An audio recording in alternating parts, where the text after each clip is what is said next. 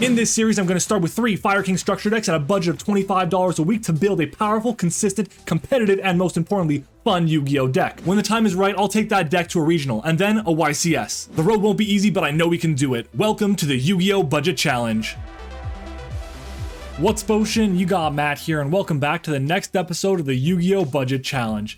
It has been a while since I said that last. You guys have been asking me when is the next episode going to be coming out. Well, here it is. Last time around we played Fire King Rescue Ace and it didn't go so well. Honestly, it was just a pretty big mistake to even go down that route in the first place, and now it's kind of costing us. We also managed to sell our copy of Dark Corridor, which we picked up in episode 3, meaning our budget for this week is even higher than normal. And last time I also asked you if we should save up for a copy of SP Little Knight, or if we should focus on getting a brand new engine. But before I reveal what we actually did, if you're excited for the video and for the Yu-Gi-Oh Budget Challenge, then make sure to smash the like button. When you leave a like on the video, it lets me know that you want to see more content, so the more likes on a video, the more likely it is that I'll make that content. And of course, subscribe to the channel as well so you don't miss a single episode of the Yu-Gi-Oh Budget Challenge or any of the other amazing competitive Yu-Gi-Oh videos. We're trying to reach 10,000 subscribers and we can't get there without your help. But with that being said, it's time for the Yu-Gi-Oh Budget Challenge. Let's jump into it.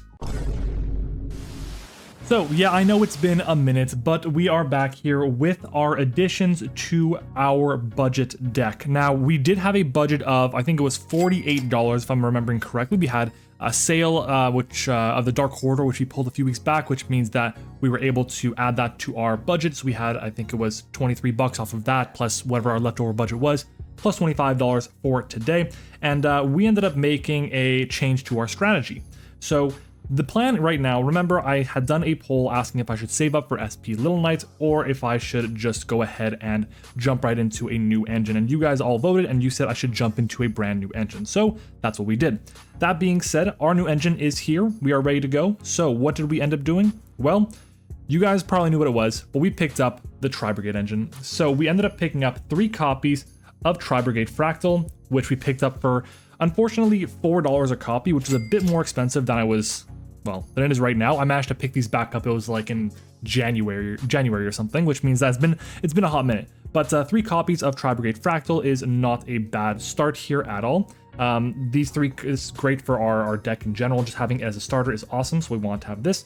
I'm also picking up 3 copies of tri-brigade kit. I know I only have 2 over here. 1 is in the binder right now, but just spoiler, we're going to be playing 2 copies in the deck today. But I did pick up 3 copies of this, each for $1. We then have 2 copies of tri-brigade Nerval. I picked up only 2 copies of this for 20 cents a piece, and then 2 copies of tri-brigade Keras for 75 cents a piece as well. Now, I don't know if I'm going to be playing 2 copies of Keras and 3 copies of, or let me rephrase, 2 copies of Kit and 2 copies of Keras, or maybe doing 3 copies of Kit and 1 copy of Keras. I haven't decided yet, but I have this lineup for right now, and we also have the 1 copy of Revolt as well from Rarity Collection as well. So that's going to be our tri-brigade lineup, but we did make some other adjustments to the strategy.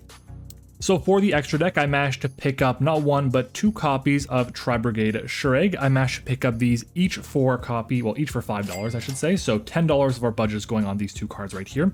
I did pick up 2 copies of tri-brigade Ferjit.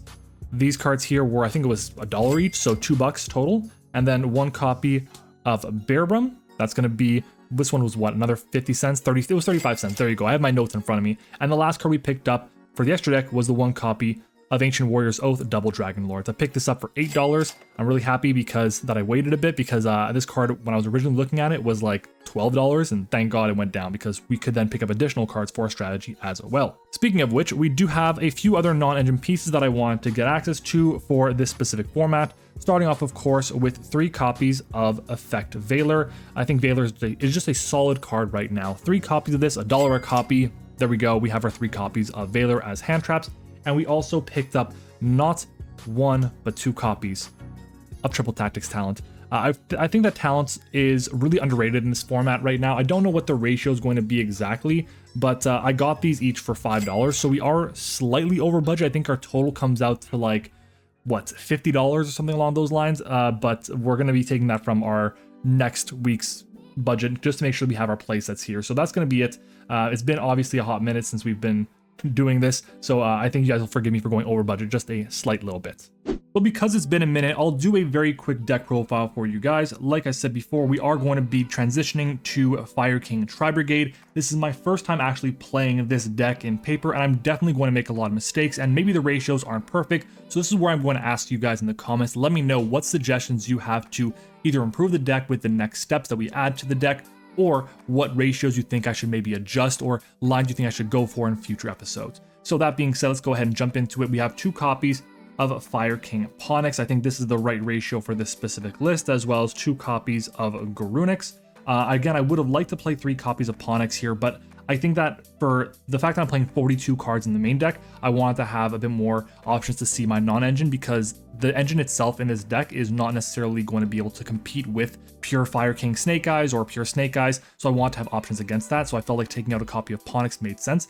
I'm also playing 3 copies of Fire King Kirin. This is great, semi-limited in the OCG, but still 3 copies here for us. 1 copy of Arvada, 1 copy of Barong, with 1 copy of Sanctuary, and 2 copies of Island. This is, I think, pretty standard. I was considering bumping up Sanctuary to 2 copies, but I decided to keep it at 1 for now. I'm also playing the 1 copy of Skyburn and the 1 copy of 1-for-1. Our only level 1 monster in the deck that is going to be able to start plays for us is going to be the Ponix, so this is what we have here. I'm happy with this ratio here. It makes a lot of sense to play this as a lineup here. We have 9 monsters as part of the strategy, 14 cards as part of the engine itself. So yeah, makes a lot of sense. I'm happy with this lineup. Moving on to our secondary engine, which is the Tri-Brigades. We have, of course, starting off with 3 copies of Fire Formation Tenki to be able to get us a free search for either Arvada or Barong, or more notably, the Tri-Brigade Fractal, which will get us access to our full Tri-Brigade engine. So this is really nice here as well, because we can then use the effect to discard to send our copy of Kit, which will send our copy of Nervals, which will add our copies of Karas. So we ended up going the full lineup here. Again, 3-2-2-2 is my ratio. I'm debating if I want to go 3 Fractal, 3 Kit, 2 Nerval, 1 Karas. But in my testing, I felt like having the second Karas came up more often than not, so I want to have it. And of course, we have the last lone copy of Tri-Brigade Revolt. That's going to be our Tri-Brigade lineup. Moving on to our non-engine, we are playing, I think it's 15 non-engine pieces. We have 3 copies of Ash Blossom, as well as 3 copies of Infinite Impermanence. Shout out to the structure deck. 3 copies of the newly picked up Effect Baylor, with 3 copies of Nibiru. This is my hand trap lineup. I think this is the best lineup that I could possibly have for right now based on what we have. I also am going to be rocking with 2 copies of Triple Tactics Talent and the 1 copy of Called by the Grave. So that's going to be our deck. I believe it's 42 cards right now, and I'm pretty happy with the list in terms of what it can do, what it can accomplish. As long as we see a good mix of engine and non-engine, we should be pretty much fine in the main deck. For the extra deck, we are playing with the 1 copy of Almirage with our Link Rebo as our 2 Link 1s. We have Dark and Hita as well. We have IP Mask Garena and the Nightmare Unicorn to go with it because we don't have the SP Little Knight. The 1 copy of Avermax and Appaloosa Bow of the Goddess, as well as a double Dragon Lords, Bearbrum, and then I'm going to go ahead and move on over to the next row here. 2 copies of Farajit, 2 copies of Shureg, and the 1 copy of Garunix Eternity. So that's going to be our extra deck right now. I'm pretty content with how the extra deck is looking as well. Either way, I'm pretty happy with this specific lineup right here, and we'll see how it performs. So this is going to be our extra deck. Moving on to our side deck here.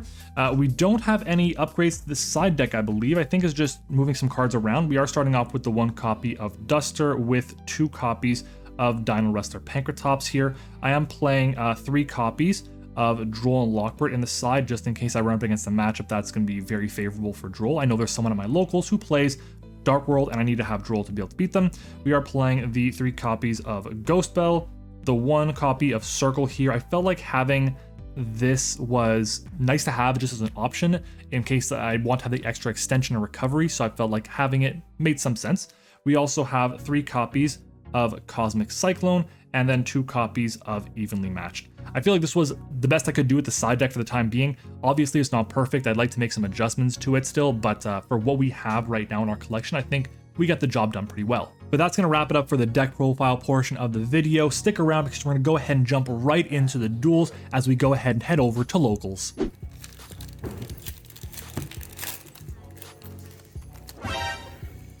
You pulled it! Woo! Oh my god. The entry pack coming in clutch. God bless me. Shout out to Josh. Oh my god, bro. I appreciate you. I appreciate you. Let's see what you pulled here. The rest doesn't even matter. It doesn't matter. It does not matter. matter. The ulti. Oh my god. Oh my god. Today's feature match, we're up against Simo, who's on Exosister. I win the dice roll and choose to go first. In my draw phase, he shifters me, so I decide to set one card and pass turn. He's able to go full combo against me, but forgets to go to battle phase before activating Pot of Prosperity. He ends up adding Imperm, goes to battle phase, and I live this turn on 5200. When the turn passes back to me, I proceed to go through the full tri-brigade lineup. Discard Fractal to send Kit, Kit send Nerval, Nerval add Keras. I normal Keras and use the effect by banishing 2. He chains Magnifica to tag out and banish the Keras while I summon out Bearbrum. I then activate Kieran's effect in hand, trying to pop the Barong, trying to force him to just react to something that I do. I go to battle phase and swing into Michaelis with Kieran to get my summon back and the pop, but he banishes it with Michaelis. I attack with Bearbrum and he then Returnia banishes the Bearbrum, and from there it's just game. So we move to game 2, and even though we're playing a going first deck, I actually decide to side for going in second. So I add in 2 copies of Pankratops, 2 evenly matched, and 1 Duster. We draw our first 5 and I pick up an amazing hand. Pankratops, Nibiru, Skyburn, Imperm, and Fractal. And to my surprise, he just passes turn. I draw my second Fractal for turn, and in my draw phase he activates Shifter again. So I normal Fractal, attack for 1900, set Imperm, set Skyburn, and pass the turn. He draws, goes to battle, and goes for evenly matched on me. I let go of the Skyburn and the Fractal. In main 2, he activates Martha's effect to summon itself and Ellis, overlays for Michaelis, and attempts to use its effect to add an Exosister spell or trap. I negate it with Imperm, and he normal summons Sophia, uses the effect to draw, and then reveals Sakitama to normal it out. He overlays for Caspatel, and on summon, I use the Nibiru, giving him a token with 4800 attack and 2600 defense. He passes turn here, and my draw for turn is Fire King Island. Once again, I go through the full tri-brigade lineup. Discard Fractal to send Kit, sending Nerval and adding Keras. I normal Keras and banish 2 to summon Bearbrum. I then activate Island and use the effect to destroy and search. I destroy Bearbrum to search for Garunix, and I activate Bearbrum as Chainlink 1 and Garunix as Chainlink 2. So I summon Garunix, add Revolt, and bottom deck Pankratops. I then use Garunix effect to destroy a Fire Beast, Beast Warrior, or Wing Beast in my deck, and I choose Barong. If I had another Fire King in my hand or graveyard, I could have destroyed Kieran and gone for game. But I don't, and I swing in with a Nib over the token and attack with Garunix and Keras for 4800 total, leaving him with 13. I set Revolt and attempt to go to end phase, but he asks me how many summons it's been, and thankfully it's only been 3, so I'm pretty happy we played around Nibiru. He draws for turn, and in standby phase, Barong adds me a copy of Kieran to my hand. In main phase, he activates Prosperity to add Martha, uses Martha's effect to get 2 bodies on the field, and overlays into Michaelis. Then, on summon, I misplay and activate Revolt trying to get to Shureg, but I can't because I'm out of zones. So I summon back Nerval and Kit and summon Ferajit. I then use Nerval as Chainlink 1 to add a tri-brigade, and Kit as Chainlink 2 to send a tri-brigade. Kit sends Nerval, and Nerval adds Fractal. He activates Michaelis to add Returnia, and then uses the effect of Michaelis targeting my Garunix to banish it. I chain Kieran, and he scoops from there. If he used Michaelis in the battle phase, I would have been stuck and the game would have gone on a bit longer, but we take those. Game 3, I side in nothing, and he chooses to go first, so I'm very happy with my decision. My opening hand is even better than the last one. I draw Nerval, Sanctuary, Tanky, evenly matched, and 1 for 1. He starts his turn by normal summoning Sophia and uses Sakitama to normal itself out as well. He summons Caspatel to add Martha, and then uses Martha to summon Ellis, overlaying into Michaelis, using the effect to add Returnia. He then overlays Michaelis and Caspatel for Magnifica, sets 3, and passes turn. I draw, go directly to battle phase, and evenly matched him. This was a massive play and just shows how skilled I am that I was able to draw evenly matched. He ended up banishing Book of Moon, Infinite Impermanence, and Returnia, and while he was able to put up a bit of a fight thanks to Michaelis and Magnifica banishes, I was still able to go through a full tri-brigade combo, interrupt his only starter, and that was just the game. So that was round 3 of locals. Round 1, I played against Dark World. He was able to hand loop me game 1, but game 2 I went first and put up a good board with hand traps and took the win. And game 3, he activates Card Destruction, and I draw into the Droll and Lockbird, which saves me. But on my turn, he flips Skill Drain, and that grinds the game to a halt. We're getting close to time at this point, and he has a life point lead, but after getting rid of Skill Drain with Kieran, I'm able to swing in to take the life point lead and win the match. Round 2 I played against DDD, which was a very interesting matchup, and while I wasn't too sure what was going on or what to stop, I was still able to take the win. And that brings us to round 4 against Vanquished Soul.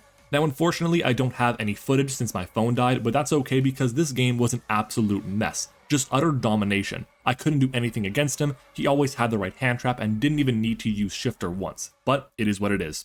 So we ended up going 3-1 today with a 6-4 record in games, good for second place and $10 of store credit. But even then, the placing today didn't matter because we actually managed to pull an Ulti Chaos Angel. This is an insane pull because we're looking at about $75 to $80 for it, which means that if we can move the Chaos Angel, because SP has fallen in price, we can probably get an SP Little Knight. But I'll leave it to you. Should we try for the Little Knight or are there other cards I should look at instead?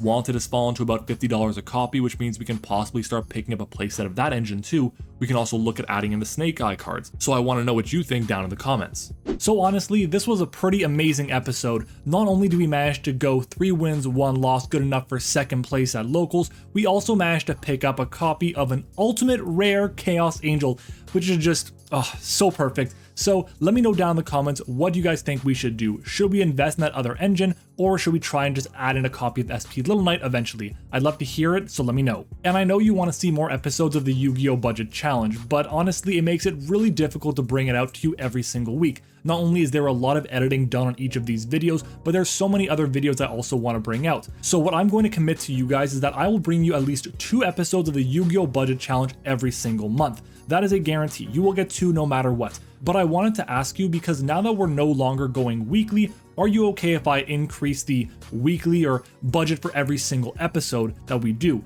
I'm thinking of increasing it from $25 per episode to $40 per episode, and the reason why is because we'd still have about the same monthly budget overall if we were to do weekly versus bi-weekly or twice a month. So let me know down in the comments. I'm going to just take that into consideration before I do anything further and move on with the rest of the series. But that's the end of this week's episode of the YuGiOh Budget Challenge. If you enjoyed the video, then make sure to smash the like button. Remember, when you like the video, it does tell me you want to see more content like this one. Subscribe to the channel as well for more amazing YuGiOh videos and to help us reach our goal of 10,000 subscribers. And of course, comment down below what your thoughts are on this episode. Thank you for watching. I hope you enjoyed it, and I'll see you all next time.